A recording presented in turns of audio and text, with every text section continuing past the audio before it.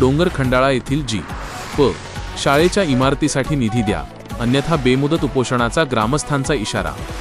बुलढाणा तालुक्यातील डोंगर खंडाळा येथील जिल्हा परिषद मराठी प्राथमिक शाळेची इमारत अत्यंत जीर्ण व धोकादायक बनल्याने विद्यार्थ्यांच्या जीविताला धोका निर्माण झाला आहे. प्रशासनाच्या दुर्लक्षामुळे संतप्त झालेल्या ग्रामस्थ, पालक आणि शाळा व्यवस्थापन समितीने नवीन इमारतीसाठी तातडीने निधी उपलब्ध करून देण्याची मागणी जिल्हाधिकाऱ्यांकडे केली आहे. मागणी पूर्ण न झाल्यास शाळा परिसरात बेमुदत उपोषण करण्याचा इशारा निवेदनाद्वारे देण्यात आला आहे.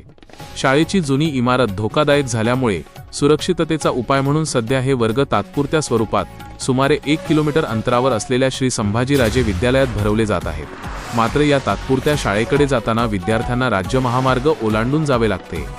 या मार्गावर सतत होणाऱ्या जड वाहनांच्या वाहतुकीमुळे चिमुकल्या विद्यार्थ्यांसाठी अपघाताचा गंभीर धोका निर्माण झाला आहे.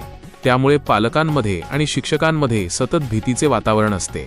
नवीन शाळा इमारतीसाठी आवश्यक निधी मिळावा म्हणून ग्रामस्थांनी यापूर्वी अनेकदा संबंधित विभागाकडे पाठपुरावा केला आहे. मात्र प्रशासनाकडून अद्याप निधी मंजूर न झाल्याने संताप व्यक्त केला जात आहे. विद्यार्थ्यांचे शैक्षणिक नुकसान आणि सुरक्षिततेचा प्रश्न ऐरणीवर आला असून शासनाने तातडीने निधी मंजूर करून प्रत्यक्ष बांधकामाला सुरुवात करावी अशी मागणी निवेदनात करण्यात आली आहे. तातडीने सकारात्मक निर्णय न घेतल्यास शाळा व्यवस्थापन समितीचे अध्यक्ष, सर्व सदस्य, पालक आणि ग्रामस्थ शाळेच्या परिसरात तीव्र स्वरूपाचे बेमुदत उपोषण आंदोलन छेडतील असा इशारा शाळा समिती व ग्रामस्थांनी दिला आहे. ही शाळेचे तुम्ही अध्यक्ष आहे, तर ही शाळा कोणत्या कारणास्तव बंद आहे इथली आणि मुलं तिकडे शाळांमध्ये पाठवतात, तर यासाठी काही तक्रार, काही अर्ज दिलेले आहे का? नाही, आम्ही ह्या शाळेसाठी आम्ही 1 वर्षापासून प्रयत्न करतो आहे. ही शाळा शिकस्त झाली तसा आम्हाला अहवाल पण आहे आमच्याकडे आणि आम्ही त्याची मग शिकस्त झाल्यामुळे आम्ही त्या मुलांची पर्यायी व्यवस्था आम्ही संभाजीराजे विद्यालयात केली आणि पर्यायी व्यवस्था केली. पण आम्ही त्याच्यावर आता आम्हाला शाळा इमारत मिळावी यासाठी आम्ही कलेक्टर साहेब यांना निवेदनसुद्धा दिलं आणि त्यांनी आम्हाला आश्वासनसुद्धा दिलं की आम्ही तुमची लवकरात लवकर तुमची शाळा बांधून देऊ. आमची पूर्ण शाळा ही शिकस्त झालेली आहे. आमच्या इथं गोरगरीब मुलं शाळा शिकतात आणि त्यांना त्यांच्याजवळ त्यांची परिस्थिती खराब असल्यामुळं ते दुसऱ्या शाळेत शिकू शकत नाही आणि जिल्हा परिषद शाळा जर वाचली तर गोरगरिबाचे मुलं शाळा शिकतील आणि मोठे बनतील. यासाठी आमचे प्रयत्न आहे आणि आमचं तसं कलेक्टर साहेबांना आम्ही 11 ऑगस्टला निवेदनसुद्धा दिलेलं आहे. जर शाळेचे बांधकाम पूर्ण न झाल्यास तुम्ही काय करसाल नंतर? आम्ही कलेक्टर साहेबांना तसं निवेदनात सांगितलेलं आहे की आम्ही इथे बेमुदत अन्नत्याग आंदोलन इथे करणार आहोत. परंतु आता कलेक्टर साहेबांनी आम्हाला आश्वासन दिल्यानंतर आम्ही काही दिवस आता थांबणार आहे. आम्ही 15 सप्टेंबरपर्यंत आम्ही वाट पाहणार आहे.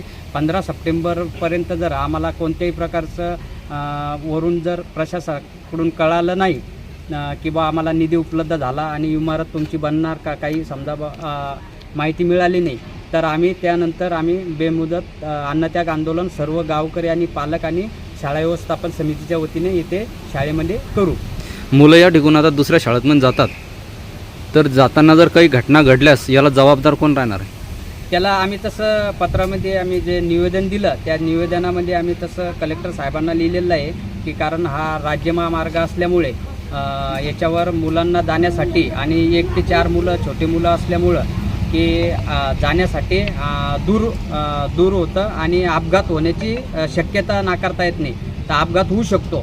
तर याची जबाबदारी आम्ही प्रशासनावर सोडली आहे. आता हे कारण इथं आपण मुलं बसू शकत नाही, इथं अपघात जर झाला तर इथलची जबाबदारी बी प्रशासनाचीच राहील. कारण आम्हाला शाळा उपलब्ध करून द्या, आम्ही तिथे मुलं बसू. आम्ही आता आम्हाला जिथं उपलब्ध झाली तिथं आम्ही आता मुलं बसवतो.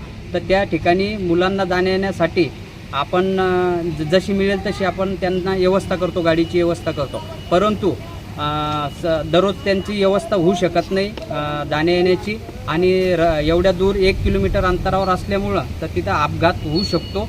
तर हे प्रशासनावर ही पूर्ण जबाबदारी राहील. तसेच गावकरी आणि शालेय व्यवस्थापन समितीचे अध्यक्ष यांच्या वतीने निवेदन दिलेलं आहे. परंतु आम्हाला एकाच खोलीचं निधी भेटलेला आहे. अजून काही त्याच्यावर काही कारवाई झालेली नाही. तरी आम्हाला कमीत कमी 5 ते 6 खोल्यांसाठी निधी आवश्यक आहे. तर प्रशासनाला एवढीच विनंती आहे गावकऱ्यांच्या वतीने की लवकरात लवकर आमची गावाची मागणी आहे ती पूर्ण करावी. अन्यथा मग गावकऱ्याच्या वतीने तसेच शालेय व्यवस्थापन समितीच्या वतीने आम्ही उपोषणास बसणार.